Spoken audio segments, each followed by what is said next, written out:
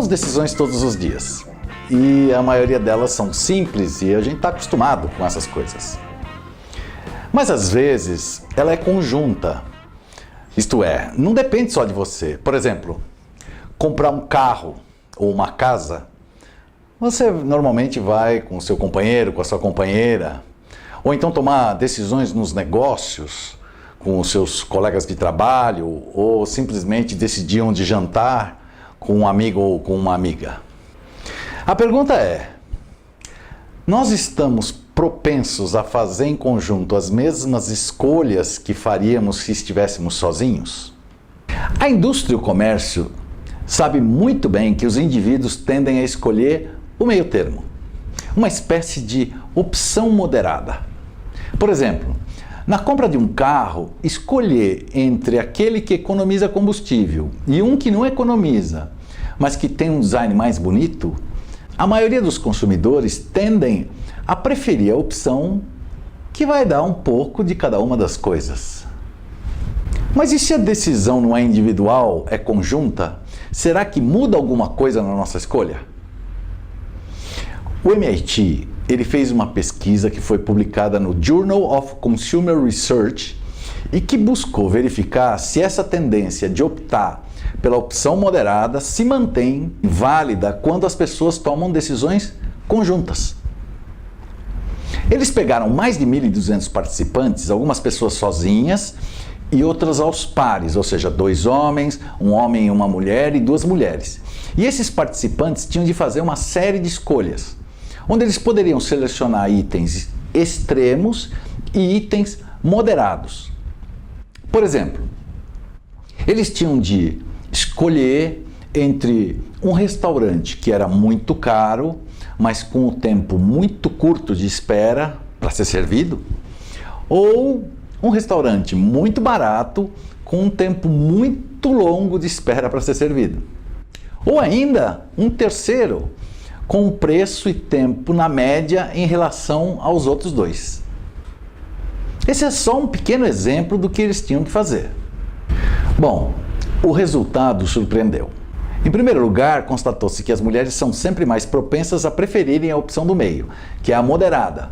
Seja ela sozinha ou acompanhada, isto é, com uma outra mulher ou com um homem, elas sempre escolhem o que é moderado.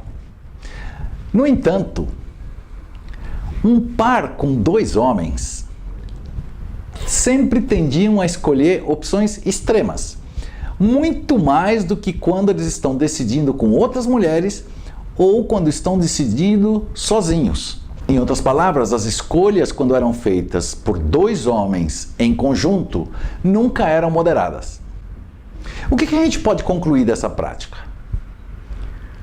Voltando lá no exemplo da compra do automóvel, se um pai e um filho estão escolhendo o carro juntos, eles provavelmente vão optar pelo mais econômico ou pelo mais bonito, ao invés de se contentarem com uma alternativa intermediária, que oferece um pouco das duas coisas. Um outro exemplo prático é que se 2 homens estão decidindo juntos sobre a estratégia da empresa, eles são mais propensos a serem mais impetuosos e sujeitos a mais riscos. Mas se uma mulher está envolvida nessa tomada de decisão, os caminhos moderados são os mais prováveis, isto é, o homem vai mudar a sua decisão com a presença da mulher. Não é estranho? Por que será que isso acontece? E aqui é que está o grande X da questão. Está relacionado com a nossa evolução.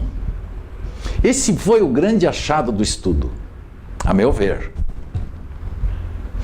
Os nossos antepassados, homens, eles tinham sempre de competir com outros homens, tanto para obter recursos para sobreviver, quanto para ter as suas parceiras. Então eles tinham de reiteradamente autoafirmar a sua posição masculina nessa competição. E o engraçado é que hoje tudo indica que o homem ainda tem vestígios desse padrão. E que aparece exatamente quando ele toma decisões conjuntas com outros homens. Quando eles tomam decisões conjuntas, eles sinalizam a sua masculinidade, escolhendo as coisas que são extremas, justamente impulsionados pela competitividade que existe entre eles. Inconsciente, mas que existe.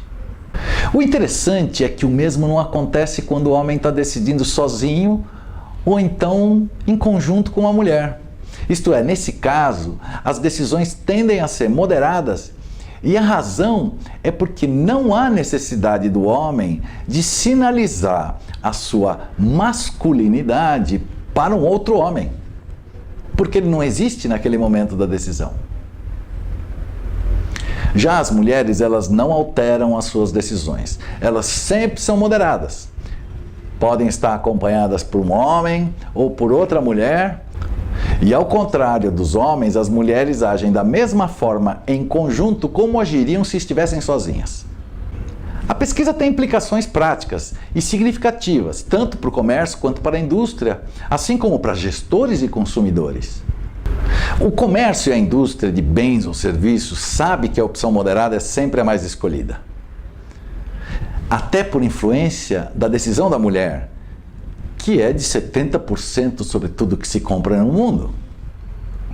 Mas diante de um estudo desses, é ainda mais importante saber se o seu público-alvo é mais suscetível ou não a tomar decisões em conjunto. Assim, se uma empresa quer impulsionar as vendas para um determinado produto ou serviço e eles sabem que os seus clientes são homens e que tomam decisões em conjunto, então é melhor fazer um produto ou um serviço com uma opção extrema ao invés de uma moderada. Mas quando isso envolve as mulheres, a escolha será invariavelmente a opção moderada. Então, se você quiser faturar mais, será preciso uma especial estratégia com elas. Por exemplo, imagina nas férias escolares a estreia no cinema de um desenho famoso. A sessão da tarde vai ter muitas crianças e provavelmente acompanhadas das suas mães.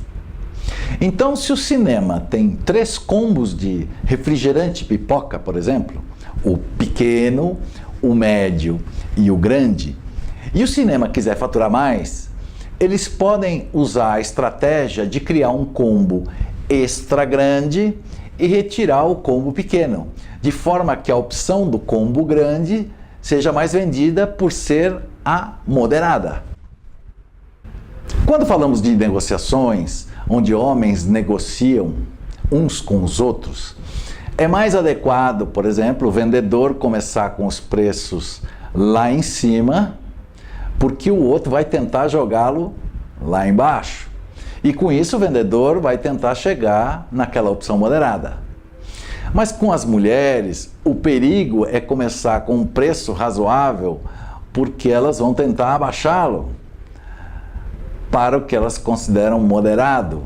E isso pode diminuir muito a margem do vendedor. Então, seria mais adequado para o vendedor também começar com uma oferta mais extrema.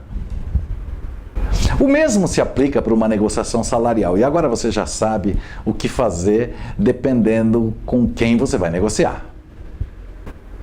Bom, a gente não sabe exatamente na prática qual é de fato o percentual de acerto desse estudo. Mas eu comecei a pensar em várias situações que eu vivi e me identifiquei um pouco com o resultado. O mais importante, então, é a gente ficar ligado no que o estudo sinaliza e observar se a gente, quando estiver numa situação de escolha, numa tomada de decisão, está raciocinando ou está tendendo a reagir de acordo com o nosso instinto. E por aí, com essa consciência, fazer melhores escolhas. Por fim, eu quero deixar uma frase do escritor e professor austríaco Peter Ferdinand Drucker. Ele escreveu: sempre que você vê um negócio bem sucedido, é porque alguém tomou uma decisão corajosa.